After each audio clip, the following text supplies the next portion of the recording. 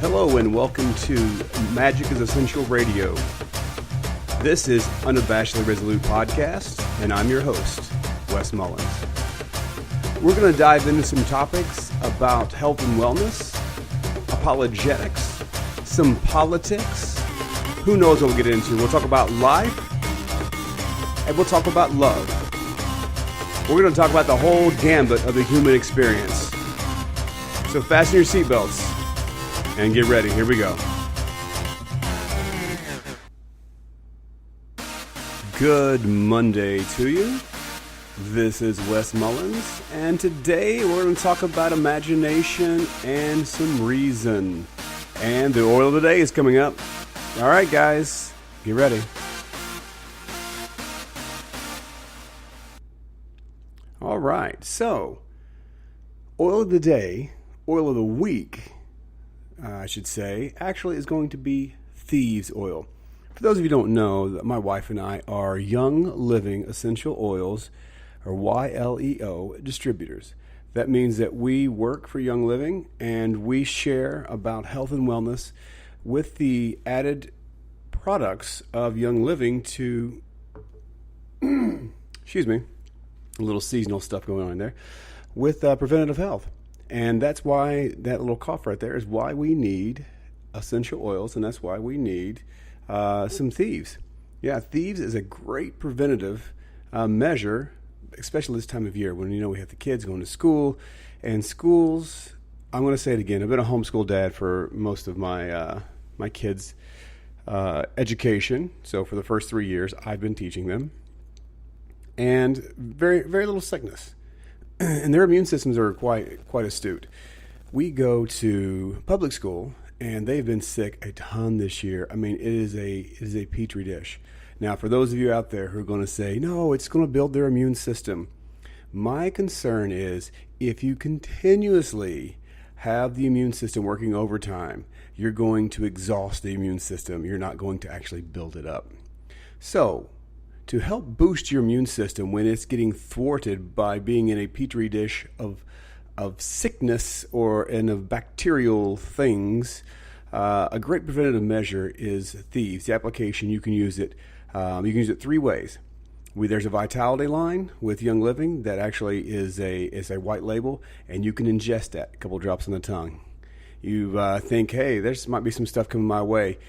A couple drops in your tongue. Do it a couple times a day. You can do topical. Rub it on the bottoms of your feet. I know. Just rub it on the bottoms of your feet. Put some socks on. Go to sleep.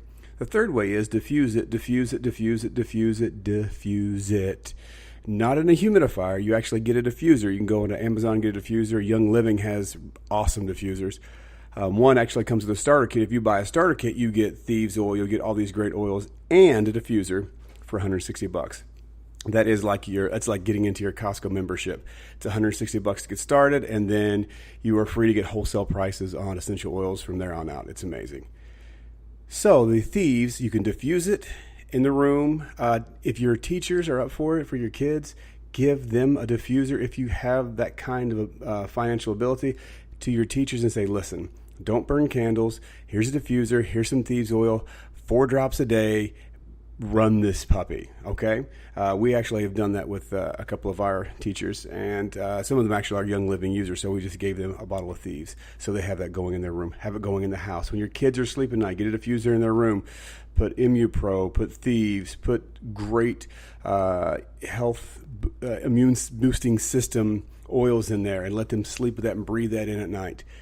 They still might get sick, but it may not have the effect that it normally would have on them. They may help recovery from that. I don't know. Because I'm not a doctor. I'm just telling you my experience with thieves is it's amazing. So thieves oil. Really quickly, the reason why it's called thieves is because in the 15th and I believe 13th to 15th century, somewhere in there, in Europe, they had some sickness going around. And it was pretty bad. And a third of the population died in Europe.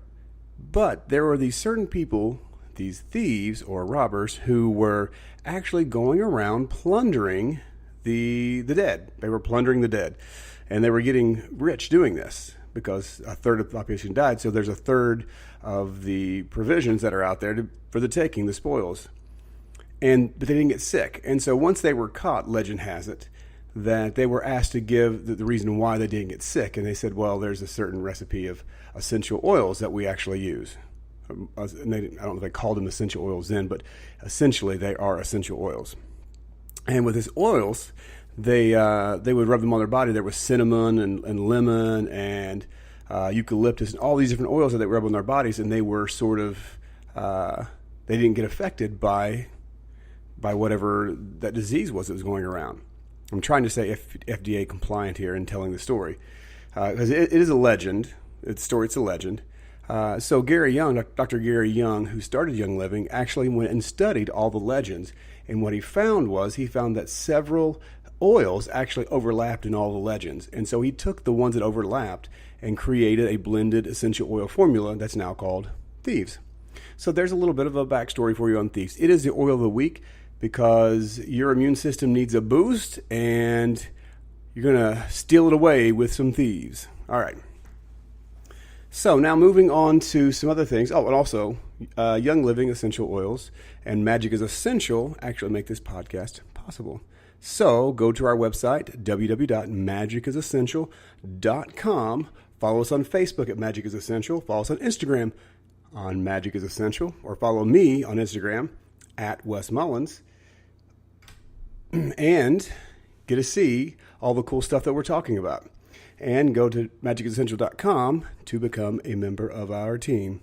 Now I'm going to take a drink of my awesome Amino Wise recovery drink because I did some workouts this morning and I need a little boost. So give me 1 second. Also need to clear my throat. Our daughter has has the crud, as it were. So we're all thievesing it up here at the house.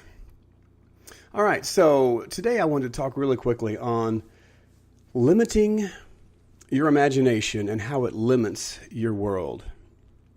Just think about that for a second. The shape, the depth, the breadth of your world, your worldview, how you see things is limited by what you can imagine.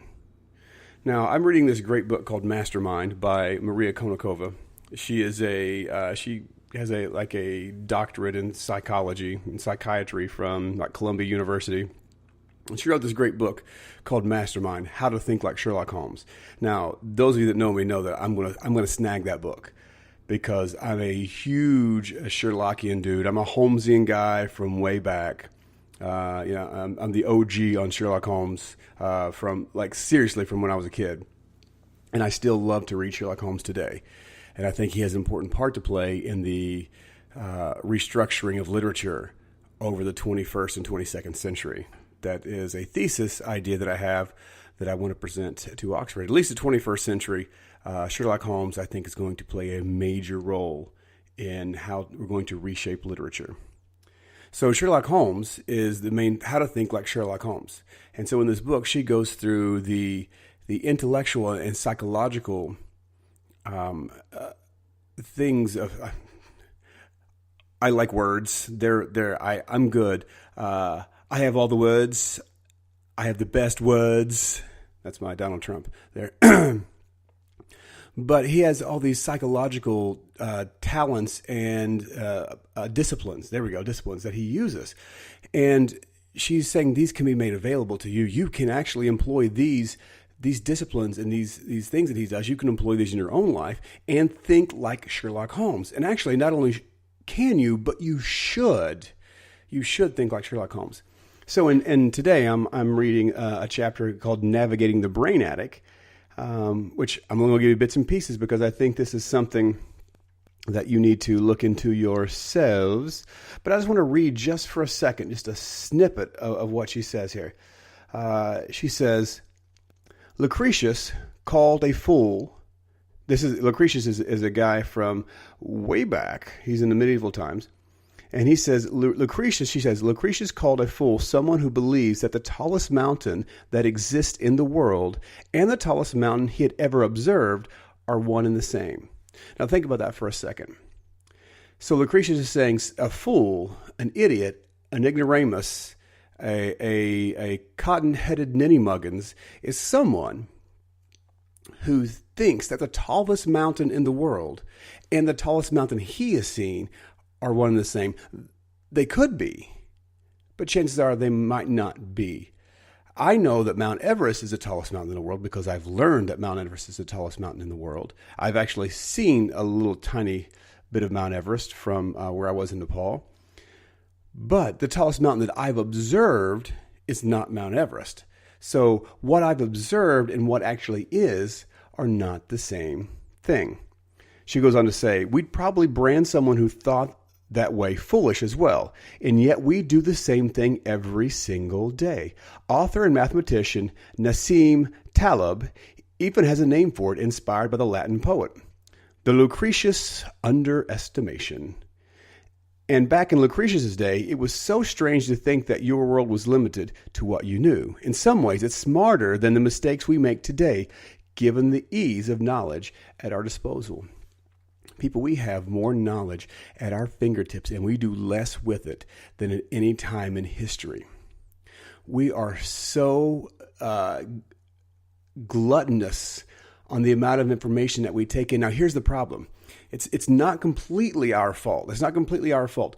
We are inundated and saturated with information, and we don't know what information is good to be used for knowledge and what information is good to be thrown away. That's the problem.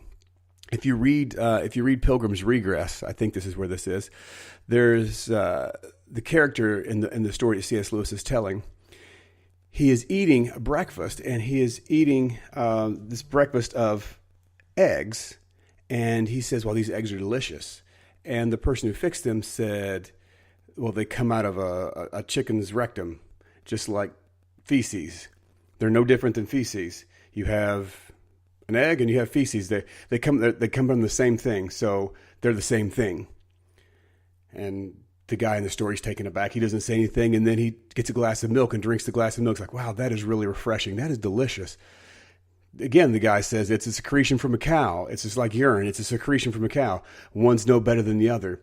And then finally, C.S. Lewis's character jumped up and says, you lie. One is meant for nourishment and the other is meant for refuse. And if you don't know the difference, you have a really big problem because they're not the same thing. And so we don't have the capacity right now to figure out what is truth and what is good information, what's bad information. And because this is what Konokova's whole thing is, we need to learn to become better thinkers. We need to learn to know what do we think on? What do we think? Not just thinking, but you know, my kids, they have this term in their school called metacognition, thinking about thinking. Are you thinking about what you're thinking and why you're thinking it? So that's what we're going with here. How do I get to the good information? And how can I determine which one is meant for nourishment and which one's meant for trash?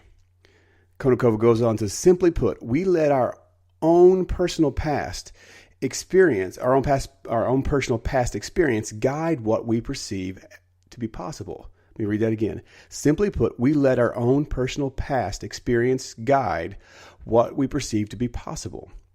Our repertoire becomes an anchor of sorts. It is our reasoning starting point, our place of departure for any further thoughts. And even if we try to adjust for our egocentric perspectives, we tend not to adjust nearly enough to matter, remaining stubbornly skewed in a self-directed approach. It is our storytelling proclivity in another guise. It is our storytelling proclivity in another guise. We imagine stories based on the ones we've experienced, not on the ones we haven't. We have limited experience, and that limits our imagination, which shrinks our world. What she's saying there is all of our past experiences seem to determine what we can perceive is possible. And if all you've perceived as possible is failure, then that's all you're going to think is possible. That's why when someone says you are no good, you're this, you're that has been your experience, then you don't think anything else is possible. Do you know, it's funny when you're like playing the game of basketball. This happens a lot to people in sports. When you're playing and you're missing every shot, when you pull up for that next shot, you haven't seen one go in for a long time. Your past experience tells you it's not possible for that shot to go in.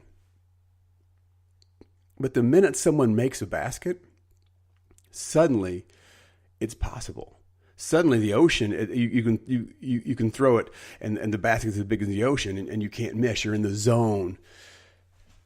The best basketball players like Michael Jordan, LeBron James, Steph Curry, these guys, they could probably go out and miss 100 shots. Maybe not 100, let's say 30 shots. They can miss 30 shots in a row. When they pull up for that 31st shot, there is no doubt in their mind that that shot is going in, because they know it is possible and they have imagined a world bigger than their experience. And if you can't imagine a world bigger than your experience, then you're going to have a very, very limited life experience. Your world is going to shrink. You see, most of us have our head down in the sand. Most of us have our head down in the sand, or we have our nose to the grindstone and we don't ever look up. When we drive our car, we only see a few feet in front of us. When we're walking, we only see a few feet in front of us, and we react to what's right in front of us. We have that action-reactionary relationship with life. When we read aloud, we're reading every single word. When I was reading there, I tried to read ahead at least 4 or 5 words, and sometimes an entire sentence as you're reading. That wasn't a great example because I was thinking about what I was going to say as I was reading it. But when I read to my kids at night, I don't read every night, but when I read to my kids at night, what I learned to do, what was really good, is I learned to read a sentence ahead. And so I'm reading a sentence ahead, and that allows me to make the right inflections that the author intended me to make in what I'm reading, because I can see what's possible. I see what's coming. Today, as I was driving, normally I drive and I look, 20, 30 feet in front of me, maybe 50 feet in front of me, and I'm driving. And then today, I just, for some reason, my eyes looked up a little further, and suddenly I saw the road, like I saw patterns in the road I didn't normally see on the same roads I've driven forever. And I looked up like, look at that. That pattern snakes through there like that, because I was looking up 100, 200 yards ahead, and whatever the distance, I was looking at a further distance than I normally would. I know some people are thinking, wow, you only look 50 feet in front of you. It's not what I mean. It means usually I'm reacting to what's in front of me as opposed to seeing what's off in the distance. That's my point. And so when you see what's off in the distance, you can prepare for things that are coming. If you only react to what's in front of you, you're going to be caught off guard, and that's where accidents can happen, and that's where you can get lost. But if you see ahead, you can see, I'm going towards the horizon this way. I'm going to the sun setting over here, and this and that. You can see things around you, and then you can navigate so much better. But when you have your head down and your nose to the grindstone, you're going to limit your experience. And a lot of us, when we're around people, we do the same thing. We close in and we become introverted. Do you know what? It is my belief that most people who self-identify as introverts are not introverted. The reason I think introversion is really bad communication and personal skills. I think it is you have been hurt, you have been rejected, you have been wounded, and it is easier and more comfortable for you to just exist where you are, not ask questions, and not face the possibility of being rejected from another human, another person. And so I'm going to stay quiet. I'm going to be reserved. You know why? I can control this. Once I step outside of this, I can't control it. I'm limiting my experience has taught me that people don't like me. Therefore, I won't let people like me. And then I can control my world and be comfortable. See, we want to get in our own, we want to find that lane. And guys, I get it. Life is tough. Life is tough, especially if you have a life where you have limitless, endless possibilities. Limitless, endless possibilities. It's overwhelming. I think one of the hardest things for kids today is that they do have limitless job prospects. And it's really hard to figure out what you want to do. When I was growing up, you didn't have all these limitless job prospects. You had a few jobs out there, and you can't just go create a job on Facebook and make a living. It was impossible. But now, what do I want to do? I don't know what I want to do. Back then it was, well, here are your options. Well, I don't want to do those. That's tough, man. You don't have the money to go start a job. You have to work this job. Maybe you can create a company when you're 50 years old of something you want to do. This person's offering you money. You go do it. And so we have this limitless possibilities, right?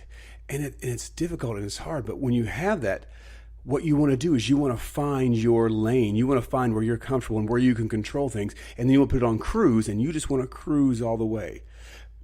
I heard a buddy of mine say this. It wasn't his originally. But my buddy Richard Weiss told me this. He got it. I think he got it from Tim Keller or someone like that. So whoever he stole this from, I apologize. I don't know where he got it from. But he said it's not our job to arrive safely in the arms of Jesus. That's not our job in life. But it is our job to come dragging and crawling and scraping, knowing we left it all out on the field across the finish line. We are supposed to have left everything out on the field. We are supposed to experience the whole entire human experience in life. That's what we were meant to do. And we can't do that looking down. We can't do that with limited experience and limited imagination. What we're supposed to do is we're supposed to look up, and we're supposed to use our past experience to help us figure out what's around us. And then when new information comes in, we assimilate the good, we reject the bad, and we increase our experience, we increase our imagination, we increase our experience, we increase our imagination, and we become a fully mature person. When you limit your experience and you limit your imagination and your worldview and your knowledge base, you actually are not mature. That's why Paul, and he's writing the letters, I think it's to the Thessalonians or the Corinthians, and he says, you're still on milk. You guys should be on meat by now. You should be on solid foods. Why are you still on milk? It's because they have limited experience and they have limited knowledge and limited imagination. They have very, very small worlds. Your world will be increasingly small if you do not experience life and you do not experience imagination. I have been all over the world with my wife. We have traveled the world. I've been to almost 30 countries. And I grew up in a small town of 500 people. I never thought I would ever get out of there. I dreamed of getting out of there. My imagination went wild, but I didn't have the experience to do it. But I let my imagination run wild, and I thought these things are possible. And then when they came, we took those experiences. I got to study. I had the privilege to study at Oxford University. Oxford University. I got to study theology and apologetics in the #1 university in the world. And I don't have the chops. I don't have the intellectual chops to say, oh, I deserve to be there. But I got the opportunity to do that because my worldview, my imaginative take on the world is not limited to my experience that I've had before, because God says all things are possible. C.S. Lewis says, and I want to end with this, he says in Weight of Glory, it's not that you ask too much of God, it's that you ask too little. He's offering you a weekend on the seaside, and you're content to make mud pies in the slums. I always add, and we fight him for the mud pies because we're afraid to step out and take what he really has for us. Gain experience, gain knowledge, increase your imagination, and your world will get larger and larger and larger and larger, and you will do things that you thought were never, ever, ever, ever possible. A really tiny dream compared to studying at Oxford that happened to me last night. I got to sit courtside at Rupp Arena. If you know anything about me, sitting courtside at Rupp Arena, that is like the mecca of UK basketball fans. From a little boy listening to Kaywood Ledford and Ralph Hacker on the radio and dreaming about this great palace of pantheon of Titan gods of basketball, and to get to sit there so close.